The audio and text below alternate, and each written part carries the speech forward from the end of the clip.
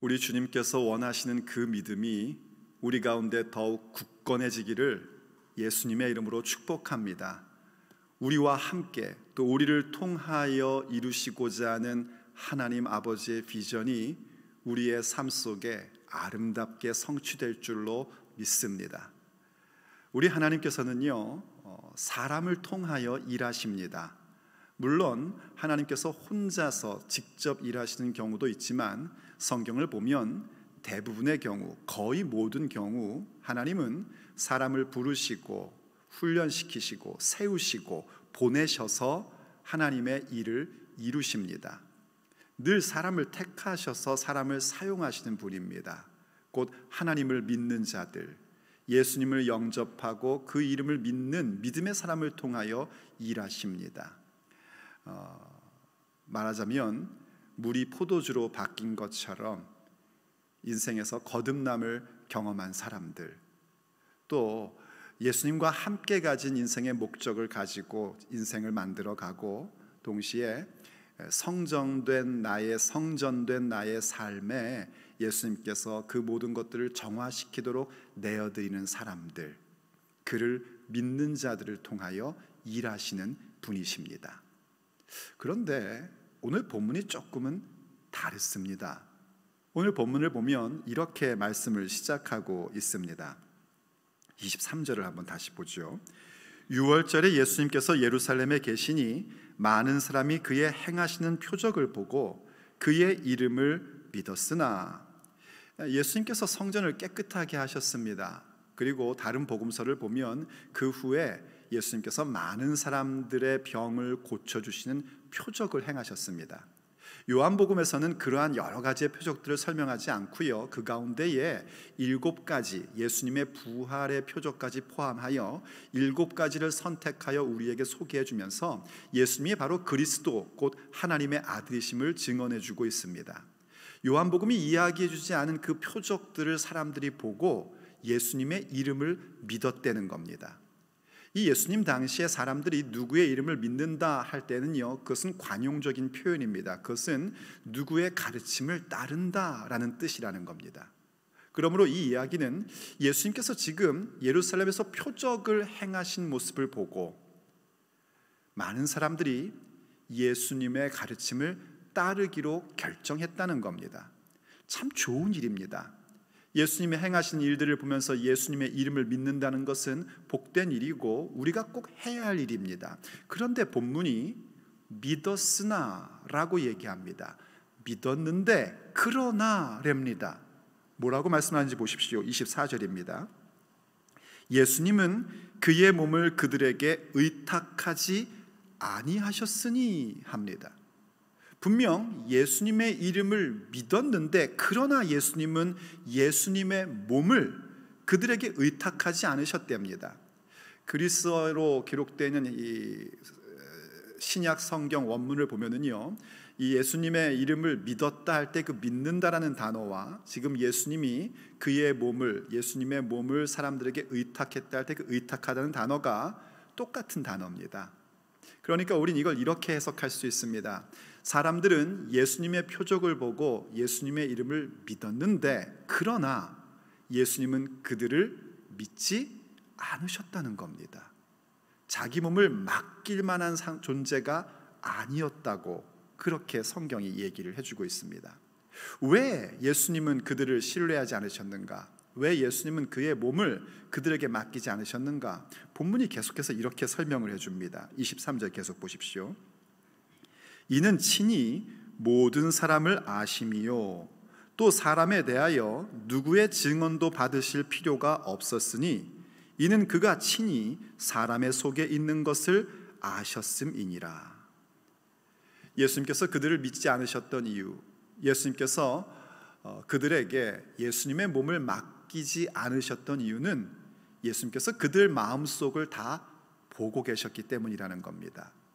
달리 말하면 그들이 분명 예수님의 이름을 믿었다고 하지만 실제로 그들의 믿음은 예수님이 보건대 예수님의 몸을 맡길 만한 믿음이 아니었다는 겁니다.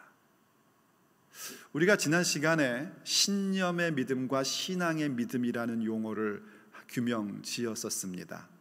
우리가 당연히 추구하는 것은 신앙의 믿음입니다. 신념의 믿음이 아닙니다. 성경을 보면 믿음이라고 해서 다 같은 믿음이 아닙니다. 큰 믿음이 있는가 하면 작은 믿음이 있고요. 굳센 믿음이 있는가 하면 연약한 믿음이 있습니다. 심지어는 믿음 앞에 이런 용어를 붙여야 되나 싶은 구원함에 이르는 믿음이 있고 또 진실한 믿음도 있습니다. 반면에 아니 무슨 믿음 앞에 이런 말이 붙나 하는 죽은 믿음이라는 것도 있고 믿음에 파선했다 하여 파선한 믿음도 있습니다. 당연히 신앙의 믿음이라는 것은 큰 믿음, 굳센 믿음, 구원함에 이르는 믿음, 진실한 믿음을 말하는 겁니다. 우리가 가지려고 하는 믿음은 그 믿음이어야 합니다. 그런데 지금 그 표적을 보고 예수님의 이름을 믿었다 했던 그 사람들에게는 그 믿음이 없는 겁니다. 주님은 분명 사람을 통하여 일하시고 그분을 믿는 자들을 통하여 일하시는 분이신데 이들은 그렇지 못했다라는 겁니다. 그렇다면 예수님께서 그의 몸, 곧 교회를 맡기실 수 있는 그 믿음의 사람은 어떤 사람들일까요? 예수님께서 자기 몸을 의탁할 수 있는 그 사람들은 과연 누구일까요? 오늘 본문의 교훈을 통하여 우리가 듣고자 하는 메시지입니다. 첫째, 주님께서 그의 몸을 의탁할 수 있는 사람들은 예수님을 영접하는 사람들입니다. 예수님을 영접하는 겁니다. 사실 예수님의 이름을 믿는다는 것은 뭘 말하냐면 예수님을 영접하는 것입니다. 우리가 이미 배웠듯이 요한복음 1장 12절 말씀을 보면 그렇게 나오죠. 영접하는 자, 곧 그 이름을 믿는 자들에게는 하나님의 자녀가 되는 권세를 주셨으니. 영접한다는 것이 예수님의 이름을 믿는 것이요, 예수님의 이름을 믿는다는 것은 바로 영접하는 겁니다. 여기에 영접한다는 것은 모시어드리고 환영한다는 거예요. 그때 예수님을 모시어드리고 환영한다는 것은 예수님을 그저 귀한 손님으로 혹은 선생님으로 잠시 머물게 하는 것을 의미하지 않습니다. 내가 기분 좋고 내가 뭔가 유익이 있다고 생각될 때는 오십시오, 모시었다가 그렇지 않으면 제가 좀 나가십시오 하는 그런 걸 얘기하는 게 아닙니다. 예수님을 영접한다는 것은 그분이 내 인생의 왕이시고 주인으로서 모셔드린다는 겁니다. 그 얘기는 다른 말로 하면 내 삶 전부를 예수님께 양도하는 것입니다. 그런데 오늘 본문에 나온 사람들, 그 많은 사람들은 예수님의 이름을 믿긴 믿었었는데 그렇게 자신의 삶 전부를 예수님께 양도하는 믿음은 아니었던 겁니다. 그들의 믿음은 뭐였는가? 표적을 보고 그의 이름을 믿는 정도였습니다. 그때 그 표적이 가리키고 있는 방향을 보아야 하는데 이 사람들은 표적이 가리키는 방향을 본 것이 아니라 그 표적을 보고 자신들의 욕구 충족을 바라보았던 겁니다. 예수님께서 성전을 청소하셨습니다. 그 잘못된 부조리를 다 내쫓으십니다. 얼마나 속이 시원합니까? 그런데 그것을 하시고 나셔서 많은 사람들의 질병, 그들의 문제를 해결해 줍니다. 사람들은 생각한 겁니다. 이분이구나. 내가 더 이상 다른 사람의 이름을 따를 것이 아니라 이젠 이분을 따라야겠구나 한 겁니다. 표적은 분명 예수님이 하나님이시라는 사실, 우리의 구원자라는 사실을 보여주는 것인데 그분을 바라보는 것이 아니라 그분이 주시는 표적을 가지고 자기의 욕구의 충족, 자기의 바람의 충족에 대한 부분만을 보고 있던 겁니다. 그건 믿음처럼 보이지만 사실은 신념의 믿음일 뿐입니다. 주님이 원하시는 믿음은, 또 주께서 그의 몸을 의탁해 주는 자들이 가져야 될 믿음은 그런 믿음이 아니라 예수님을 영접하는 믿음입니다. 예수님을 믿는 것이요. 너무나 당연한 이야기로 들릴 수 있습니다. 그러나 믿음의 길을 가고 주님께서 맡기신 사역을 감당해 갈 우리들이 꼭 기억하며 늘 점검하면서 가야 될 부분입니다. 그렇지 않으면 참 큰 낭패를 보게 됩니다. 성경 사도행전에 보면은요, 초대교회에 핍박이 왔습니다. 큰 박해가 와서 예루살렘 교회 교인들이 사방으로 흩어지게 됩니다. 유대와 사마리아 전역에 흩어지게 되었죠. 유대와 사마리아 지역에 흩어졌음에도 불구하고 사람들은 그곳에서 복음을 전합니다. 박해로 인하여 괜히 믿었다라거나 혹은 믿음을 포기할 수 없었습니다. 왜냐하면 그들 안에는 신앙의 믿음, 주님께서 의탁하실 수 있는 그 믿음을 가진 사람들이었기 때문입니다. 가는 곳마다 복음을 전했습니다. 그 가운데 빌립이라는 사람이 사마리아 성에 갔습니다. 이 빌립은 예수님의 제자 빌립이 아니라 초대교회 리더로 선출된 사람 가운데 한 사람인 빌립입니다. 우리가 흔히 빌립 집사라고 얘기를 하죠. 그분이 사마리아 성에 가서 예수님의 복음을 전합니다. 거기에 표적이 일어납니다. 사마리아 성이 크게 놀라고 예수님을 믿게 됩니다. 세례를 받습니다. 그러던 가운데에 그 지역에 마술사 시몬이라는 사람이 있었습니다.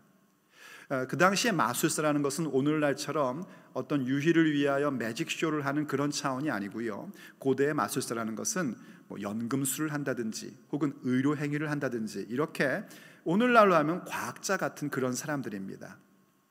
이러한 마술사 시몬은 굉장히 능력이 많고 사람들에게 유명했던 사람이었습니다.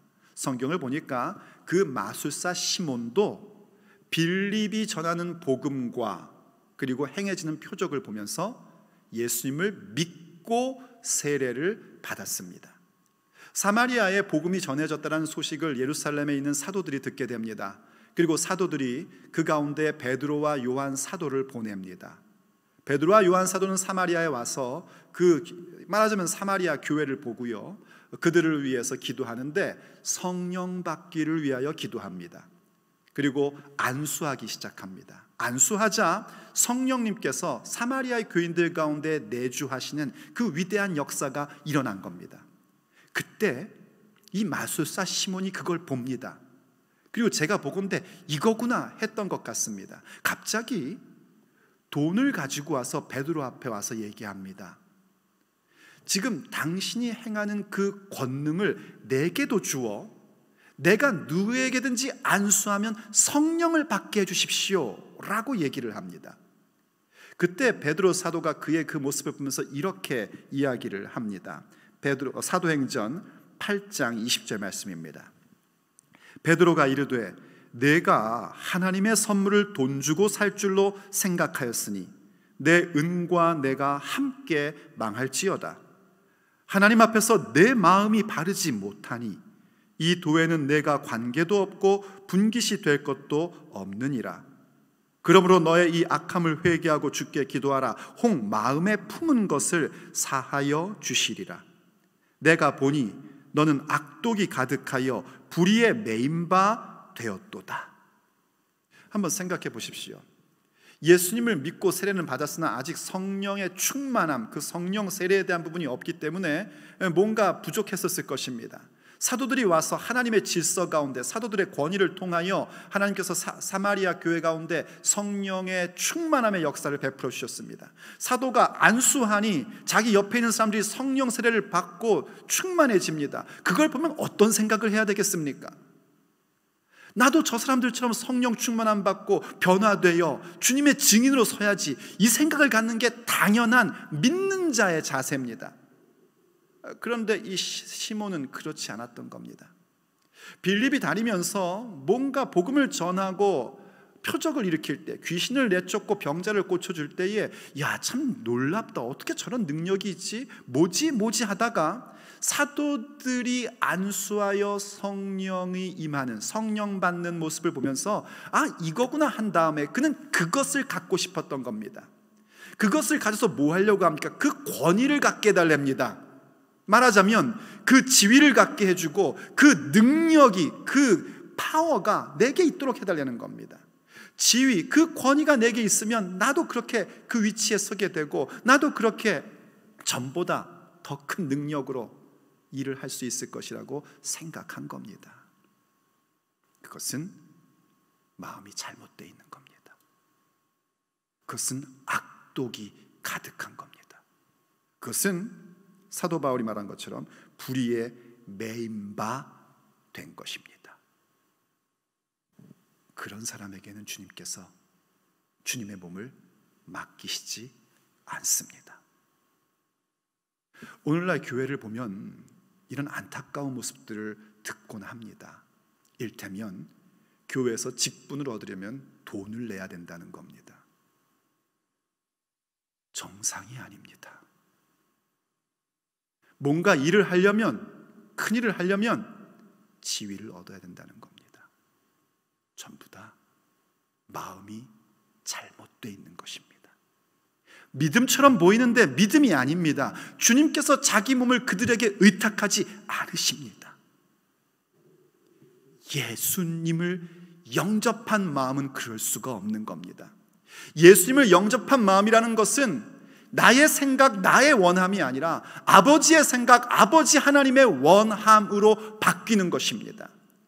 예수님을 영접한다는 것은 전에 살던 나의 삶의 방법이 아니라 하나님의 방법, 예수님의 방법으로 사는 것입니다. 마술사 시몬을 보십시오. 그것을 얻는 방법도 돈을 주고 얻게 됩니다. 늘 살아왔던 방법대로 하는 겁니다. 그들에게 주님은 자기 몸을 맡기실 수 없는 겁니다. 성도 여러분, 우리가 갖고 있는 이 믿음이 어떤 믿음입니까? 예수님을 영접하여 그분이 왕이시고 그렇게 그분이 인도하시는 대로 살아가고, 그래서 그분이 내 삶에 어떠한 방향을 인도하시든지 내 인생 가운데 어떤 사건이 일어나든지 그 모든 것은 선하신 하나님께서 마땅히 있어야 할 바를 있게 하시고 한치의 오차도 없게끔 있게 하시니 끝까지 주님의 방법으로 따라가고자 하는 예수님을 영접한 믿음입니까? 아니면 예수님의 표적을 보고 저것이 내 지위를 높여주고 내 힘을 더 강화시켜주는 부분이구나 하며 따르는 믿음입니까? 우리의 믿음은 예수님을 영접한 믿음이어야 합니다.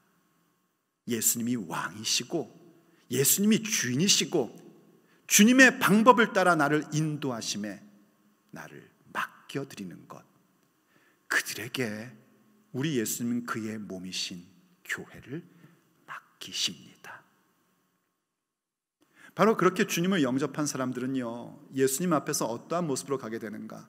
그렇기 때문에 늘 주님 앞에 정직함을 가지려고 합니다. 그러므로 두 번째 받는 교훈의 가르침은요, 예수님께서 당신 몸을 맡기시는 사람은 주님 앞에 정직합니다. 오늘 본문에서도 봤지 않습니까? 예수님은 그 사람의 마음에 무엇이 있는지 아시는 분이랍니다. 그들이 어떤 생각, 그 속에 무엇이 있는지, 그 마음에 무엇이 있는지를 다 알고 계신답니다. 그런데 우린 자주 무슨 생각을 하냐면 내가 마음만 먹으면 예수님 속일 수 있다는 착각을 합니다. 주님을 속일 수 있다고 생각합니다. 그것은 자기 자신을 속이고 있는 겁니다. 우린 종종 나 자신을 속일 때가 참 많습니다. 그렇지만 여러분 아십니까? 내가 나를 속여도요, 우리 하나님을 속일 수는 없습니다. 그래서 주님 앞에 주께서 주의 몸을 의탁하시는 사람들은 주님 앞에 정직하려고 합니다. 우린 주님 앞에 완전할 수는 없습니다. 아시지 않습니까? 여러분이나 저나 완전한 사람이 아닙니다. 주님 앞에 서는 그날 주의 은혜로 우리는 완전케 될 것입니다. 그날이 속히 오기를 간절히 원합니다. 여러분도 원하시면 아멘 하십시오. 그 날이 속히 오길 원합니다. 그러나 이 땅에 있는 한 우리는 완전할 수 없습니다. 하나님도 우리에게 이 땅에 살면서 너 완전해야 된다라고 말씀하시지는 않습니다. 그러나 적어도 정직해야 합니다. 말하자면 그런 척해서는 안 된단 말입니다. 사실 믿음 없는데 믿음 있는 척, 경건하지 않은데 경건한 척, 그런 척하는 모습을 하나님 앞에서 가져서는 안 됩니다. 왜냐하면 모든 것을 보고 계시는 하나님이시고 모든 것을 알고 계시기 때문입니다. 그냥 주님 앞에 내 모습 그대로 나오시면 됩니다. 누군가에게 복음을 전하다 보면 그런 말씀은, 특히 우리 한국 남자분들은 그런 말씀을 하세요. 교회 다니면 왜 술 먹으면 안 돼, 담배 피면 안 돼, 뭐 이런 얘기도 하지 않습니까? 그러면 이러십니다. 담배 끊고 나갈게요. 그럼 저는 꼭 얘기합니다. 그냥 피시면서 나오세요. 그럽니다. 우리가 뭔가를 다 해결하고 주님 앞에 나오려고 하면 주님 앞에 나올 수 있는 순간은 없을 겁니다. 사실은 우리가 해결할 수 없기 때문에 그 문제 가지고 주 앞에 나오는 겁니다. 주께서 해결해 주시는 표적을 보여주시고 그 표적으로 말미암아 예수님을 영접한 신앙의 믿음으로 우리의 삶을 이루고 가는 겁니다. 예수님의 능력으로 하는 거예요. 그냥 있는 모습 그대로 나오십시오. 그리고 정직함은 뭔가, 있는 모습 그대로 나왔을 때에 내 있는 모습 그대로를 고집피는 것이 아닙니다. 그걸 또 정직이라고 오해하시는 분들이 있어요. 저는 원래 그런 사람이에요 그러면서 결단코 포기하지 않습니다. 옛사람을요. 그러나 그건 정직이 아닙니다. 정직이 내 있는 모습 그대로 주님 앞에 나온 것이라면 거기에 더 나아가 주의 말씀에 설득당하는 겁니다. 그게 성경적 정직입니다. 있는 모습 그대로 나오고 내 속에 있는 뭔가 믿지 못한 마음, 답답한 마음, 이거 전부 다 주님 앞에 있는 그대로 가지고 나오고, 그럴 때에 주께서 나에게 설득해 주시는 말씀을 줄 때 그 말씀에 설득당하는 겁니다. 그걸 참 잘했던 분이 믿음의 조상인 아브라함입니다. 아브라함이 하나님의 말씀을 따라서 가나안 지역 가운데 왔고 하나님의 말씀의 원칙을 따라서 자기의 인생 여정을 이루고 갔었습니다. 그러던 어느 날 하나님께서 아브라함에게 나타나셔서 말씀하십니다. 얘야, 내가 너의 방패고 너의 상급이란다. 하나님께서 주셨던 약속은 많은 후손을 주겠다는 약속이었는데 그 말씀을 주실 때까지 아브라함에게는 자식이 하나도 없었습니다. 아브라함은 참 답답했습니다. 상급 얘기 들으니까 갑자기 화가 난 겁니다. 그래서 하나님께 볼멘 소리로 말합니다. 하나님께서 나에게 자식을 주지 않았으니 내 상속자는 내 집에서 길리운 엘리에셀입니다. 말하다 보니까 화가 더 난 겁니다. 그래서 성경을 보니까 아브라함이 또 가로되 이럽니다. 또 말하기를 하나님께서 내게 자식을 주시지 않으니 씨를 주시지 않으니 내 집에 길리운 자가 내 상속자입니다 하고 얘기를 합니다. 자기의 그 답답한 마음, 아니 그 약속 언제 이루어지는 거예요? 이 마음 그대로 하나님 앞에 얘기하는 겁니다. 그런데 여러분 성경 보십시오. 하나님께서 그 얘기를 들으시고 야, 너 아무리 답답해도 그렇지 내가 그래도 하나님인데 너 나한테 그럴 수가 있냐? 어떻게 이렇게 말하냐? 그러시지를 않습니다. 오히려 그를 데리고 나가셔서 하늘의 별을 보여주십니다. 그리고 또 말씀하십니다. 저 하늘의 별과 같이 내 자손이 많아질 거란다. 그런데요, 성경이 이렇게 얘기를 합니다. 창세기 15장 6절. 아브라함이 여호와를 믿으니 여호와께서 이를 그의 의로 여기시고 또 그에게 이르시되 나는 이 땅을 내게 주어 소유를 삼게 하려고 너를 갈대아인의 우르에서 이끌어낸 여호와니라. 하나님의 그 말씀을 아브라함이 믿었답니다. 좀 전에 언젠데요, 아무것도 안 주셨잖아요. 저 지금 답답합니다. 저 지금 못 믿겠는데요. 이러고 나왔는데 하나님께서 그를 데리고 다시 말씀을 주시니까 아브라함이 그 말씀에 설득을 당해버립니다. 그래서 믿었다는 겁니다. 그리고 그 믿음을 하나님께서 의롭게 여기셨다는 겁니다. 그게 믿음이란 말입니다. 그게 정직한 믿음입니다. 내 모습, 내 답답함, 내 형편, 내 억울함 모두 다 주 앞에 갖고 나와서 아를 때에 주님은 우리에게 말씀으로 우리를 다시 붙잡아 주십니다. 그리고 주님의 말씀에 설득을 당하는 겁니다. 그렇군요. 주의 말씀은 이루어질 줄로 믿습니다. 이게 정직함입니다. 우리 예수님께서 당신의 몸을 의탁할 수 있는 믿음은 바로 그 믿음입니다. 예수님을 영접하고 그분이 내 인생의 주인이시고 내 삶의 방법이 오직 예수님의 방법으로 살아가는 것을 알기에 그분 앞에 정직함으로 나갈 때에 예수님께서는 바로 그들에게 당신의 몸을 의탁하시고 아버지께서 이루시고자 하시는 그 놀라운 비전을 성취해 나가십니다. 그러므로 사랑하는 성도 여러분, 오늘도 주님 앞에 나오셨지 않습니까? 답답하고 언제쯤 이것이 끝날까 속상하고 그 정직함으로 나오셨지 않습니까? 그런 여러분에게 주님께서 말씀하십니다. 내 생각, 내 계획이 있다. 아무것도 염려하지 말아라. 너는 나만 믿고 따라와라. 거기에 설득당하시기를 예수님의 이름으로 축복합니다. 주께서 바로 그러한 여러분들에게 주님의 몸, 주님의 비전, 주님의 계획, 주님의 놀라운 사역을 맡기실 것입니다. 그때 우리가 또 하나 가져야 될 것, 세 번째, 주님의 몸을 의탁하는 그 사람들은요, 사람에게 자기를 의탁하지 않습니다. 사람에게 의탁하지 않습니다. 우리가 주님의 몸된 교회로서 살아가면서 꼭 알아야 되는 것이 사람에게 의탁해서는 안 된다는 겁니다. 물론 우리는요, 주의 몸된 교회로서 가져야 될 성품 가운데 중요한 공동체 성품을 만들어 가야 됩니다.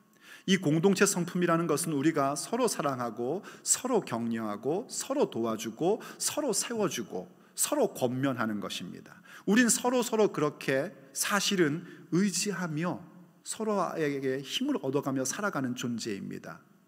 사람에게 의탁하지 않는다는 얘기가 잘못 착각해서 나는 독불장군처럼 나 혼자 다 모든 걸 할 수 있어, 이런 얘기가 아닙니다. 아시다시피 사람에게 의탁하지 않는다는 것은 내가 가야 할 주님의 그 길에 있어서 사람의 생각, 사람의 방법, 사람의 의견, 혹은 사람들에게 인기 얻음, 사람들의 비난, 비방, 이것에 의하여 흔들리지 않는다는 것입니다. 하나님 앞에서요, 우리가 주님 나라 일을 이루어 갈 때에, 주님 앞에 정직함으로 갈 때 우리는 사람에게 나를 의탁할 수가 없습니다. 사람이 나를 좋아하고 인기 있다고 해서 그 길로 갈 수 없는 겁니다. 또 반면에 더군다나 마술사 시몬처럼 그 마음이 잘못되어 있는 사람, 악독이 가득하고 악함으로 있는 사람들의 비방이나 비난에 의하여 흔들리거나 뭔가를 포기해서도 안 됩니다. 그것 역시 사람에게 자기를 의탁하는 모습입니다. 우린 결단코 사람에게 나 자신을 의탁할 수 없습니다. 왜냐하면 예수님께서 그런 사람들에게 당신의 몸을 의탁하지 않으셨기 때문입니다. 물론 예수님이야 사람 속에 무엇이 있는지 다 아시기 때문에 그러실 수 있었죠. 그러나 우리는 사실 사람 속에 뭐가 있는지를 모릅니다. 10길 물속은 알아도 한 길 사람 속은 모른다고요. 그 사람 마음속에 무슨 생각이 있는지, 지금 날 보고 웃으면서 저 속에 무슨 생각이 있는지 우리는 도대체 알 수가 없습니다.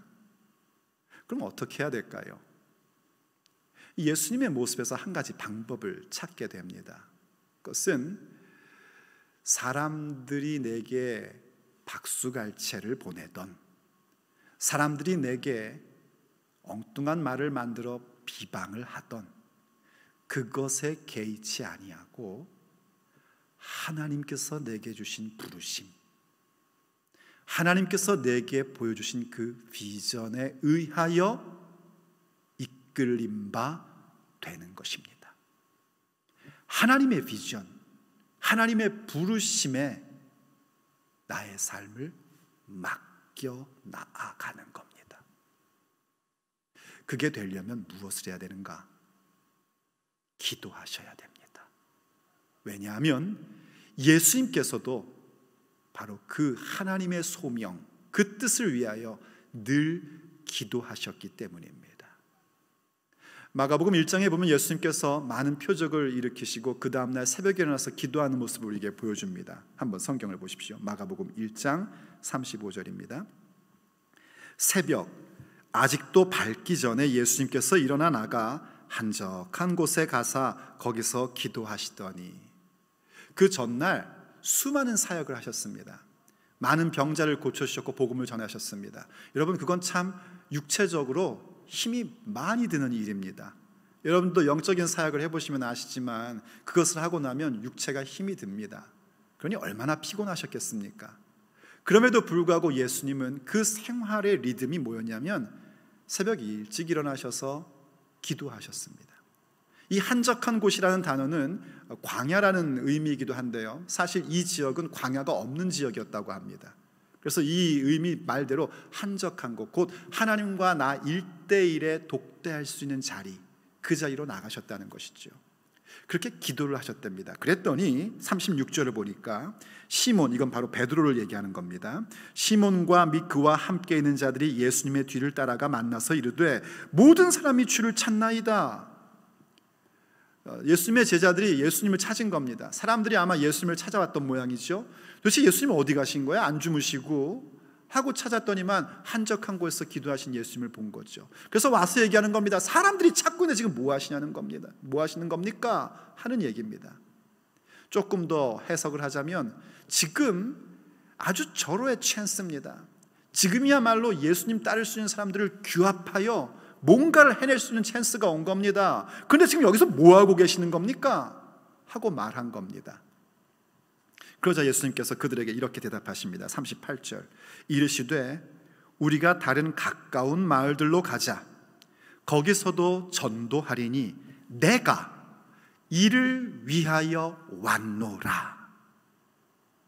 예수님께서 무엇을 기도하고 계셨는지 우리가 짐작할 수 있습니다. 아버지께서 나를 이 땅 가운데 보내신 그 목적, 아버지의 비전, 아버지의 뜻, 그것을 자신의 육체의 삶 가운데 성취하시고자 기도하고 계셨던 겁니다. 우리 그런 얘기 자주 하죠. 사람에게 흔들리지 말자, 사람 의지하지 말자. 교회 다니는 사람 치고 그런 얘기 안 하시는 분 거의 없을 겁니다. 그것을 하려면은요, 하나님께서 주신 비전, 하나님의 부르심이 무엇인지를 늘 기억하고 그것을 붙잡는 자가 되어야 됩니다. 그것을 붙잡으려면 기도가 생활이 돼야 됩니다. 기도하는 시간을 가지셔야지 됩니다.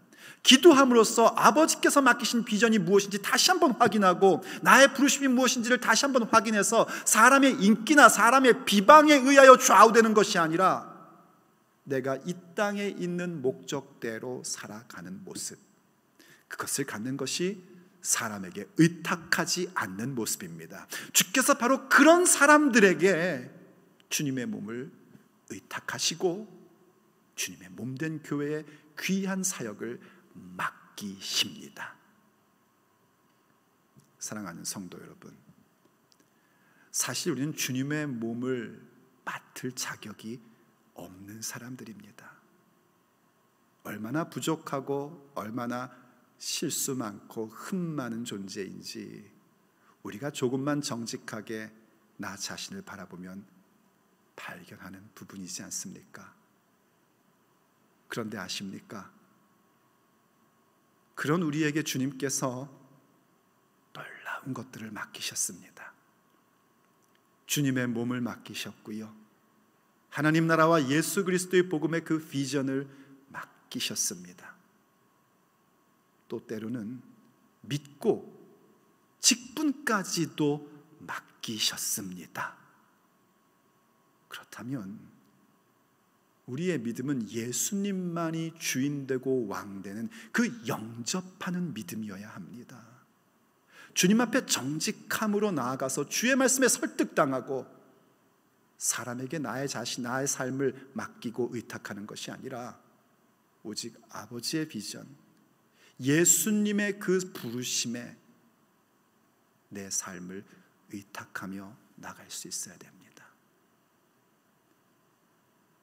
아무것도 아닌 우리들, 바울 사도의 고백처럼 죄인 중에 괴수와 같았던 우리들을 부르셔서 맡기셨을진데 이젠 주님께서 그 몸을 맡기신 사람답게 우리의 믿음이 이 길을 향하여 가야 할 것입니다. 기도하시겠습니다. 아버지, 우리에게 믿고 맡겨주셔서 감사합니다.